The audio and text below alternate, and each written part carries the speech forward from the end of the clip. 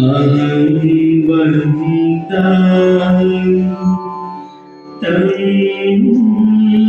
खलु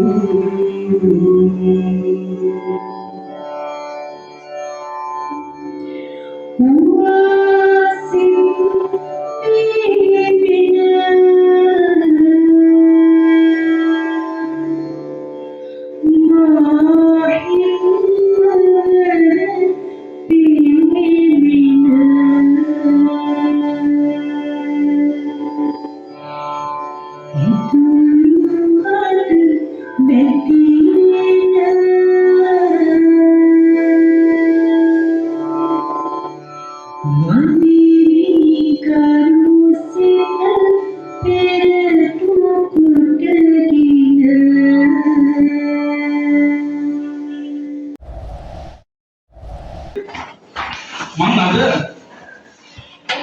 දුන්න අභියෝග දෙකක් මොකද නැගිටපු ගමන් ඔයගොල්ලන්ගේ වැඩ අම්මට තාත්තට වැඳපු නැති අය වඳින්න අනිත් එක තමයි ගුරුවරුන්ට වඳින ගාථාව පාඩම්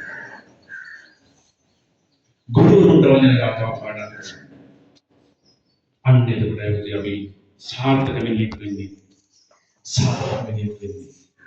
එහෙම නැත්නම් අපිට සාර්ථක වෙන්න බෑ. මම කියව රාජාගේ කතාව. රාජාගේ තියෙන්නේ දැන් ජීවත් වෙන්න ඕන තව අවුරුදු 30ක්. දැන් මේ ඔයගොල්ලන්ගේ ජීවිතේ ඉන්න ප්‍රශ්න මම මේ කියන්නේ. 11 වසර ළමයි ඉන්නවා. මේ තරුණ ගැහැණු ළමයි ඉන්නවා. තරුණ පිරිමි ළමයි ඉන්නවා. ඔයගොල්ලන්ව වරදට පොළඹවා ගන්න, ඔයගොල්ලන්ගේ මනස විකෘති කරන්න බොහෝ දේවල් තියෙනවා. මේ ටීචර්ස්ලා කියලා දෙන හොඳ දේට වඩා මේ ගේට්ටුවෙන් එහා වැරදි කට්ටිය බලන් ඉන්න ඕගොල්ලන්ව දැක ගන්න. හැබැයි පුතේ ඉස්කෝලේ කාලේ ඉන්නේ මෙච්චරයි.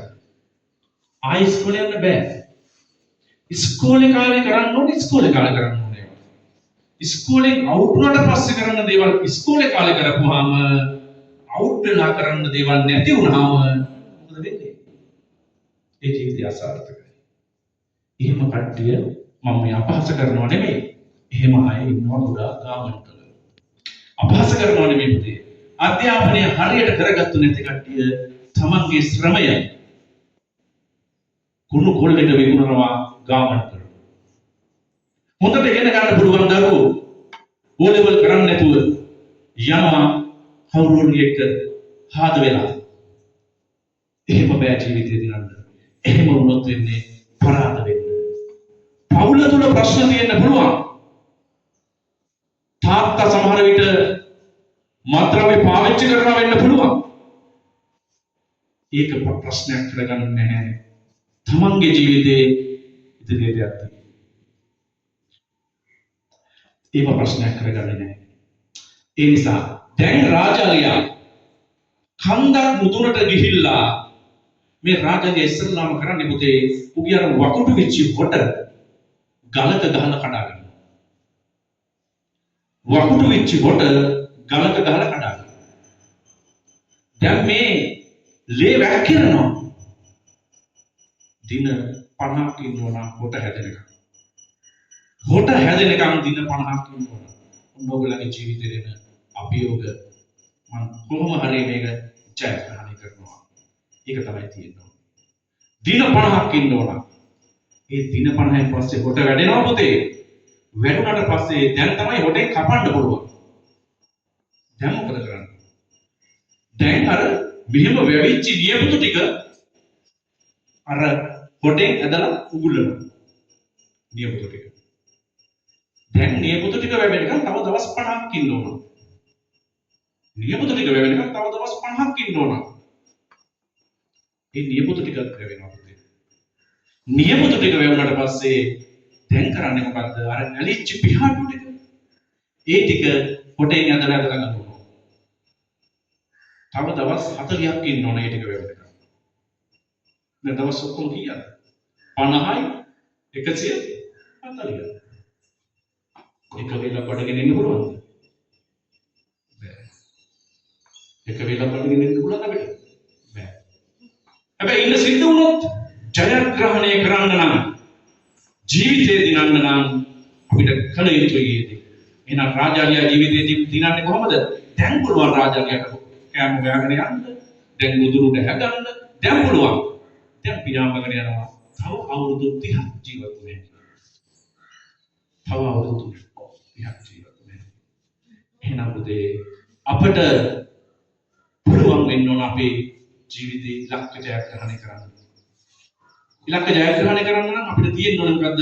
අපි හොඳ මනසක් පැහැදිලිවම අම්මට ගරු කරලා තාත්තට ගරු කරලා ඒ වගේම ගුරුවරුන්ට ගරු කරන්න පුළුවන් නම් අන්න එතන අපි දිනනවා. වෙන කිසි දෙයක් ඕනේ. මේ සමහරු කියනවනේ මම ලොකු දේශනවල කියනවා මේ මාත්‍රාවය තමයි ප්‍රශ්නේ. ඒවල තමයි ප්‍රශ්නේ ළමයි වෙනස් වෙන්න. එතන නෙමෙයි ප්‍රශ්නේ. අපිට නැති වෙලා තියෙන්නේ මේ අපේ අම්මා සහ තාත්තා සහ ගුරුවරු කියන ඒ චරිතවලට අපි පණ දුන්නා ඉස්සර. අද එහෙම පණ දීමක් නැහැ.